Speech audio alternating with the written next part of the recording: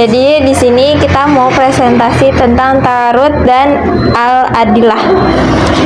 Ini pertama ada Latar belakang. Al-Quran dan hadis merupakan sumber utama hukum Islam yang menjadi pedoman hidup umat Islam.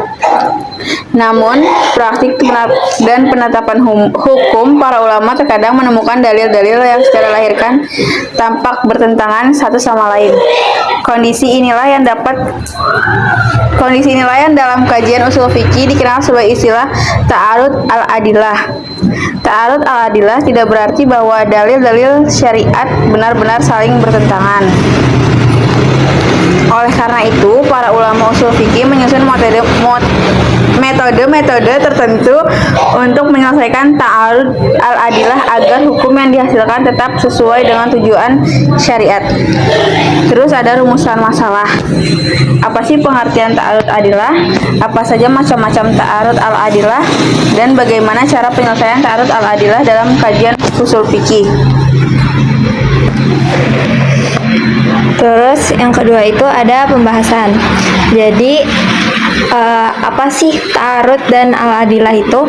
Jadi secara bahasa ta'arud berarti saling berhadapan atau saling bertentangan. Sedangkan al-adilah itu adalah jamaknya dari dalil yang berarti petunjuk atau dasar hukum. Nah, jadi ta'arud al-adilah itu secara bahasa berarti bertentangan antara dalil-dalil. Nah, secara istilah, ta'arud al-adilah adalah dua dalil atau lebih. Secara istilah, ta'arud al-adilah adalah dua dalil atau lebih yang secara lahirlah menunjukkan hukum yang berbeda terhadap satu permasalahan yang sama, sehingga seakan-akan tidak mungkin diamalkan secara bersamaan. Nah, terus ada macam-macam ta'arud al-adilah. Jadi, para ulama itu membagi ta'arud al-adilah ke dalam beberapa bentuk. Di antaranya itu ada empat bentuk. Pertama itu ta'arud antara Al-Quran dengan Al-Quran. Terus kedua ta'arud antara hadis dengan hadis. Terus ketiga ta'arud antara Al-Quran dan hadis. Terus yang terakhir itu ta'arud antara dalil nakli dan dalil akli. Yang ketiga itu ada cara penyelesaian ta'arud al-adilah. Para ulama usul fikih telah menetapkan beberapa metode untuk menyelesaikan ta'arud al-adilah. Dan di sini ada yang pertama ada al-jamu wa al-taufiq atau mengkompromikan dalil. Yang kedua ada at-tarij, menguatkan salah satu dalil.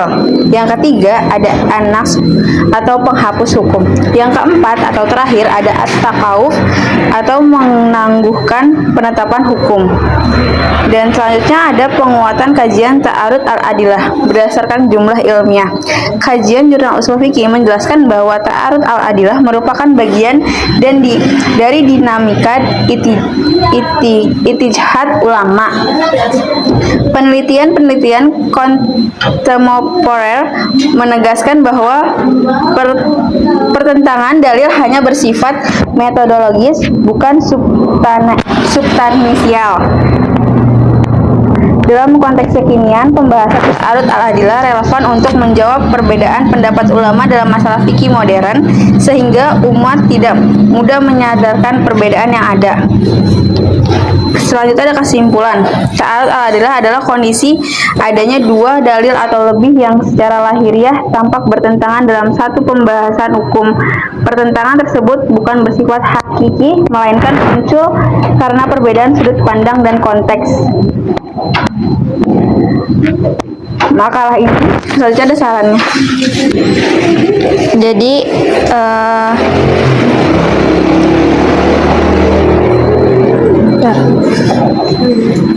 Jadi penjelasan secara singkatnya itu ta'arud al-adilah itu kayak kita menentukan dua dalil yang kelihatannya nggak sejalan gitu. Jadi dalil yang Jadi pada sebenarnya masih bisa dipahami dan diselesaikan dengan metode tertentu. Jadi sekian presentasi dari kami. Kurang lebihnya mohon maaf. Wassalamualaikum.